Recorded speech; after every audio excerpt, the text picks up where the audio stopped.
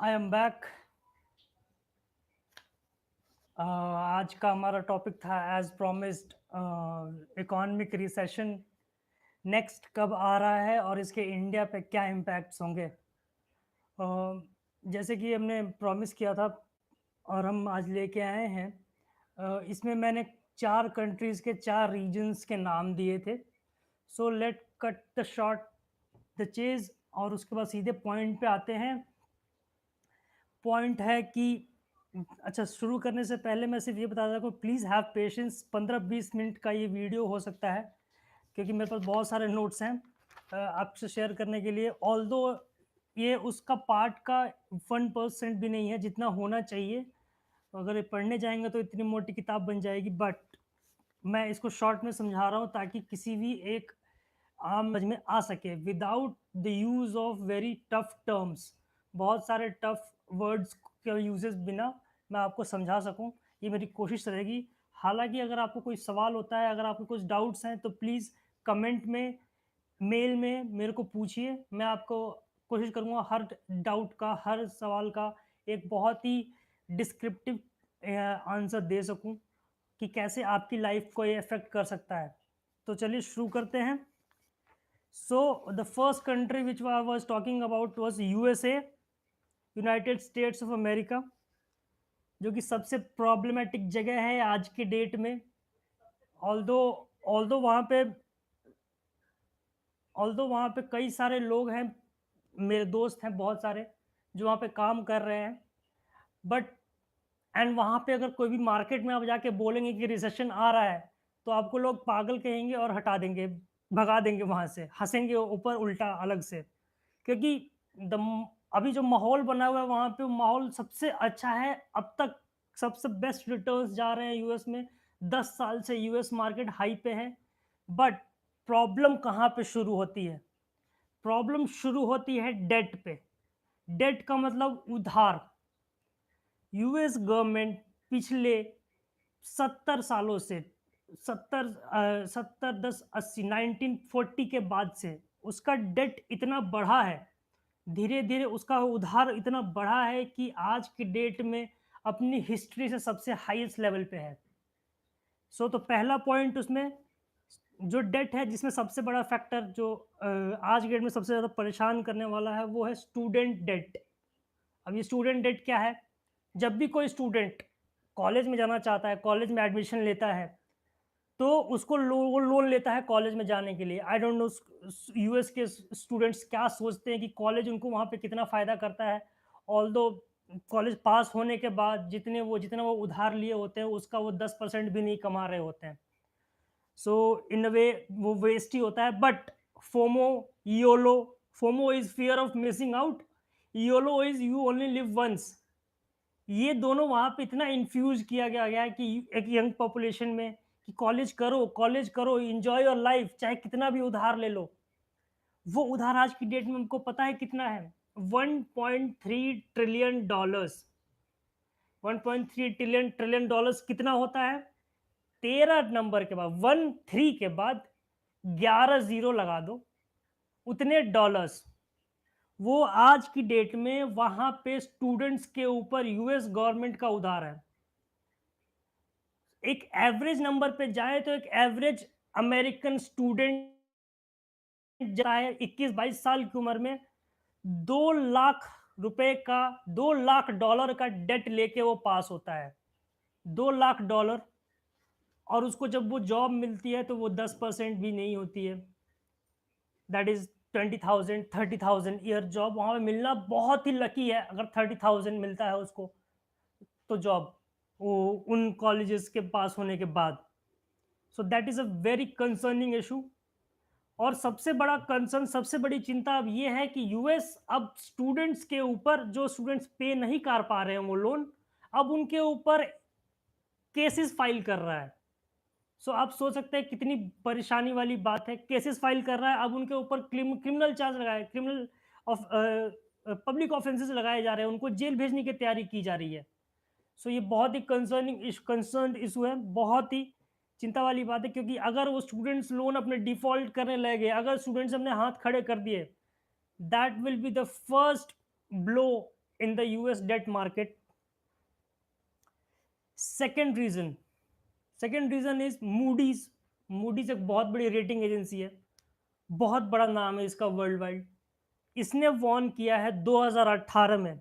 CNBC को एक इसने आर्टिकल के लिए परमिशन दी थी। सीएनबीसी को इसने एक इंटरव्यू में बताया था मूडीज ने कि the large number of junk bonds are being created. Junk bonds, अब चूंकि बहुत ही टेक्निकल टर्म है जंक बॉन्ड।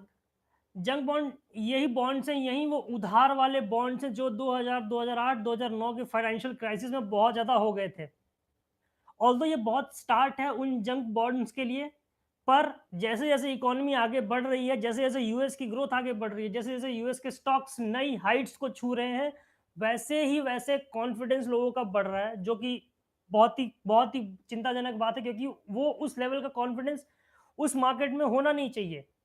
लेकिन ऐसे ही मार्केट काम करता है और वो large number of junk bonds are being traded freely in the market. So that is a very concerning issue, क्योंकि ये अभी के टाइम में प्रॉब्लम नहीं है, maybe 2 years from now and this issue will be massive. So second issue is this. Third issue, US great depression के बाद, great depression 1930 1940 का एक पीरियड था जिसमें 10 साल तक मंदी रही थी यूएस मार्केट्स में और वर्ल्ड मार्केट्स में।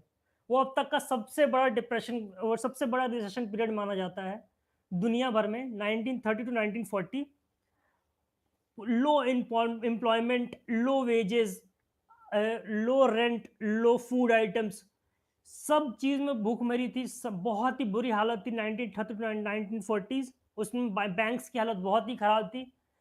उसके बाद आज की डेट में फ्रॉम जनवरी 2018 यूएस के ट्रेजरी बॉन्ड्स क्या होते हैं, यूएस के सरकार के बॉन्ड्स की वैल्यू गिरी है 2018 से। पहली बार ये हो रहा है, चूंकि इनकी वैल्यू गिरती नहीं है, पब्लिक का ओपिनियन पे बहुत स्ट्रांग रहता है, बट ये रिटर्न देना अब कम कर रही है, इनकी वैल्यू गिर रही है। दैट मीन्स कि पब्लिक का ट्रस्ट अब इनके ऊपर से हट रहा है। सो ये कंसर्निंग इशू है। अभी मैं सिर्फ यूएसए पे आया हूँ, यूएसए, कनाडा, यूरोप, उसके बाद लास्ट में इंडिया की भी बात करूंगा। यूएसए में ही इतने इश्यूज हैं कि मैं बात करते करते थक जाऊंगा, बट फिर भी मैंने उसके 8 या 7 पॉइंटर्स बनाए हैं जो कि आसानी से मैं आपको समझा सकता हूँ।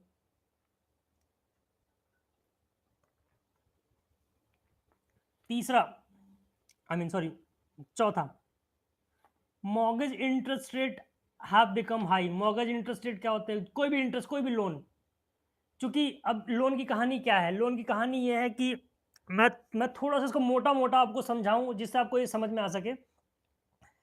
जब अमेरिका से जॉब्स मूव होने लगी बाहर, जब अमेरिका की डॉलर बहुत मजबूत था, आउटसोर्स होने लगी जॉब, मैन्युफैक्चरिंग जॉब्स आउटसोर्स होने लगी, सर्विस सेक्टर की जॉब्स आउटसोर्स होने लगी, जिससे बाहर के देशों में बीपीओ बने, बीपीओ और मैन्युफैक्चरिंग आउटसोर्सिंग हब बने। जैसे कि अब यूएस के सारी मैन्युफैक्चरिंग चाइना करता है आज की डेट में, यूएस के लोगों के पास काम नहीं है। इंडिया की सारी सर्विस सेक्टर का काम, यूएस का सर्विस सेक्टर का काम सारा इंडिया करता है, इंडिया में यूएस के लोगों के पास काम नहीं है। तो इसके सॉल्यूशन के लिए क्या किया गया? क्योंकि वहां के लोगों के पास सैलरी नहीं है, वहां के लोगों के पास खर्चे के लिए पैसे नहीं है, तो वहां के लोगों को easy and cheap credit avail किया गया। आप 0.5%, 1% के ऊपर लोन लीजिए और खर्चा कीजिए। आप कभी भी देखेंगे यूएस और कनाडा में क्रेडिट कार्ड का कल्चर इतना है कि वहां पे हर चीज क्रेडिट कार्ड पे ली जाती है, हर चीज। आपको एक ऑटो लोन लेना है, आपको एक घर का लोन लेना है, तो घर के लोन की इंटरेस्ट होती है 4%, ऑटो लोन की इंटरेस्ट होती है 2%, 1.5%। यहाँ पे अब अगर आप गाड़ी खरीदने जाएं इंडिया में, तो एक ऑटो लोन की कीमत 10% से स्टार्ट होती है।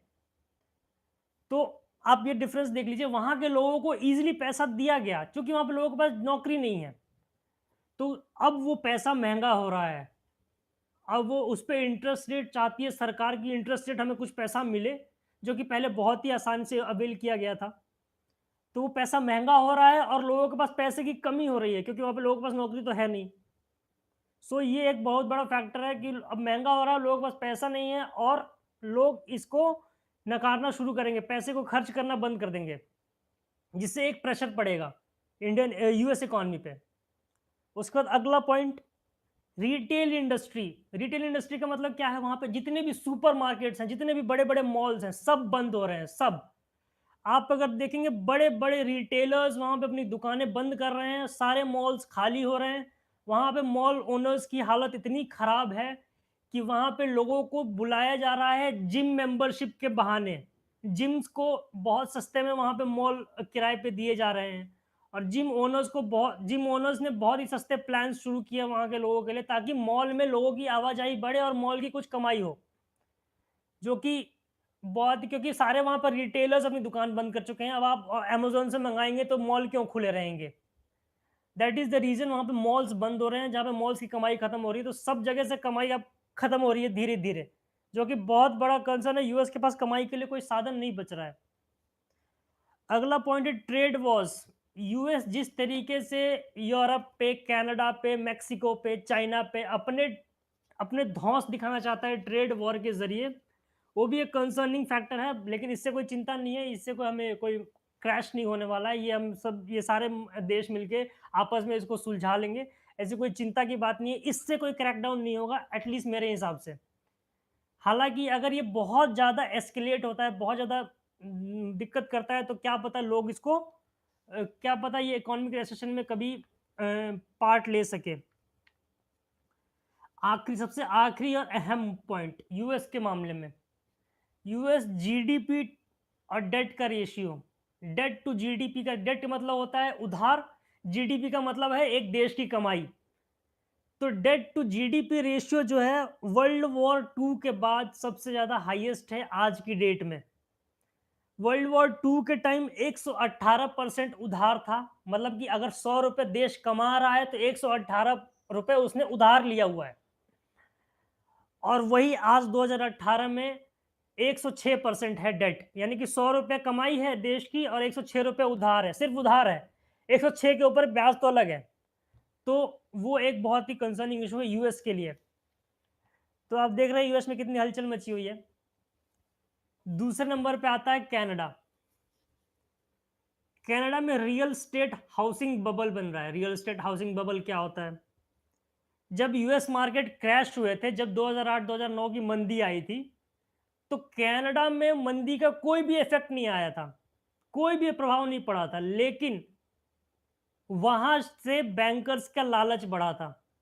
वहां पे बैंकर्स ने इतने सस्ते लोन दिए लोगों को, इतने सस्ते लोन दिए कि आज की डेट में वैंकूवर और टोरंटो में घरों के दाम इतने बढ़ गए हैं, इतने बढ़ गए हैं कि वहां पे एक मार्केट बबल बन गया है। बबल मतलब गुब्बारा, जो एक झाग का बनता है गुब्बारा, वो फूटने वाला है। इतना वो हाई प्राइस हो गए हैं वहां के मार्केट्स, वैंकूवर और टोरंटो स्पेशल।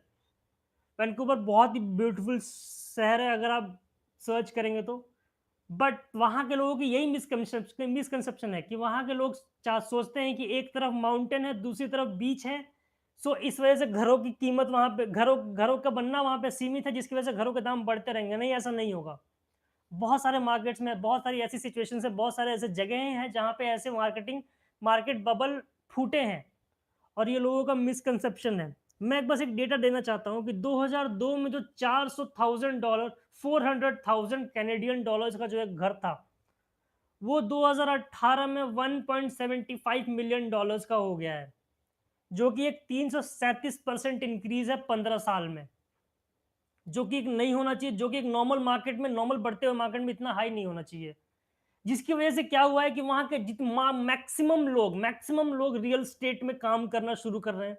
मैक्सिमम लोग रियल स्टेट में ट्रेड कर रहे हैं, जिसकी वजह से वहां एक बबल बन गया है और वहां के दाम कुछ ज्यादा ही बढ़ गए हैं, जो कि बाद में बर्स्ट होना पक्का है।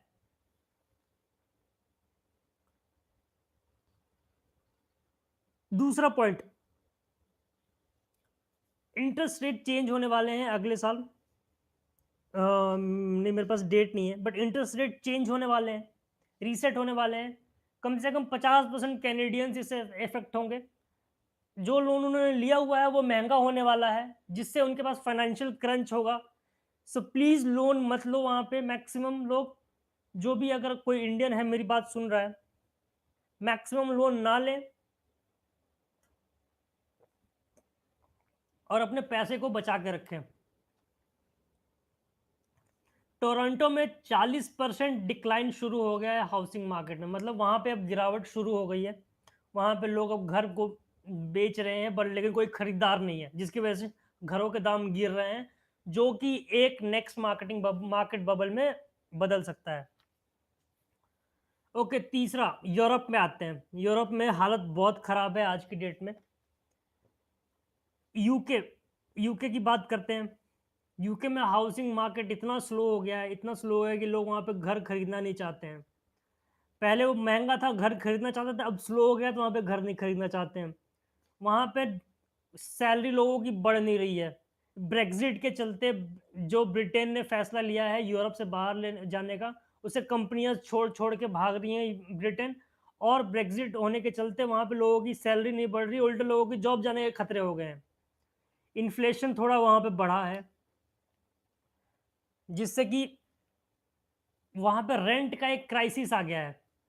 आप ये सारा डेटा सर्च कर सकते हैं, मैं कोई वो कहीं हवा से बना के नहीं बता रहा हूँ, सारा डेटा आप सर्च कर सकते हैं। दूसरा इटली आते हैं। इटली में बैंक्स सारे कोलैप्स कर रहे हैं। बैंक्स, जितने भी बैंक वहाँ बड़े बड़े बैंक हैं, क्योंकि उन्होंने बहुत सारे लोन दिए थे 2009 की मंदी के बाद, तो सारे बैंक कोलैप्स हो रहे हैं। और उसकी वजह से एक बहुत ही इटली पे प्रेशर बना हुआ है अपने बैंक्स को संभालने का। लातविया एक कंट्री है, Latvia, it's very beautiful country. Latvia के फाइनेंस मिनिस्टर ने ये बकायदा रिकॉर्ड पे आके बोला है कि इटली का जो क्राइसिस है वो यूरोप के लिए बहुत ही मुश्किल से हैंडल होने वाला है और यूरोप फेल भी हो सकता है। आपको पता नहीं है, आपको याद नहीं है, ग्रीस जब फेल हुआ था 2008-2009 में, ग्रीस को 10 साल लग गए उस मंदी से उभरने के लिए। वहां पे भूखमरी की हालत आ गई थी, जिसकी वजह से पूरा यूरोप को, पूरी दुनिया को, ग्रीस को संभालना पड़ा। जर्मनी, जर्मनी का एक बहुत बड़ा बैंक है डॉयशे बैंक। डॉयशे बैंक ने, चूंकि उसकी अर्निंग कम हो गई, उसकी कमाई कम हो गई है, 10,000 लोगों को उसने निकालने का फैसला किया है। सो आप सोच सकते हैं यूरोप में हालत बहुत खराब है, और यूरोप में ही अगला खतरा बना हुआ है। यूबीएस की एक रिपोर्ट है। यूबीएस क्या है? स्विस बैंक, जो बहुत यहाँ पे पसंद किया जाता है लोगों के द्वारा इंडिया में। इंडिया में लोग उसको बहुत पसंद करते हैं, स्विस बैंक को। यूबीएस की एक रिपोर्ट है 2017 की, उसका नाम है UBS global real estate bubble index. आप इसको सर्च कर सकते हैं गूगल पे जाके, इसका नाम है UBS global real estate bubble index. बहुत, इसमें 20-25 पेजों की पीडीएफ है। उसमें उसमें सिर्फ उसने 7 जगहों का नाम बताए हैं जो कि रेड सर्कल्स में है। 7 जगहों को उसने रेड किया हुआ है। उसमें है Vancouver, Toronto, London, Amsterdam, Munich Germany, छठा हांगकांग, और 7वां सिडनी ऑस्ट्रेलिया। ये सारे रेड हैं और इसमें बहुत बड़ा खतरा बना हुआ है, अगली मंदी यहीं कहीं से आ सकती है। लास्ट आते हैं इंडिया पे। इंडिया की अलग ही कहानी है। इंडिया की टोटली अलग कहानी है। इंडिया में 2 इंपॉर्टेंट डेट बहुत ही याद करने वाली है। एक है 8 नवंबर 2016, और दूसरी है जुलाई 1, 2017। ये दोनों अगर नहीं होते तो आज इंडिया किसी और मुकाम पे होता। नवंबर में हुआ था डीमोनेटाइजेशन, और उसके बाद उसके 6-8 महीने बाद हुआ था जीएसटी। डीमोनेटाइजेशन ने पहले मैन्युफैक्चरिंग सेक्टर की कमर तोड़ी, उसके बाद जीएसटी ने उनको जमीन पर लाके रगड़ने के, रेंगने के लायक कर दिया। ये नहीं होते तो अभी इंडिया की हालत बहुत अच्छी होती, लेकिन कोई बात नहीं, जो हो गया सो हो गया।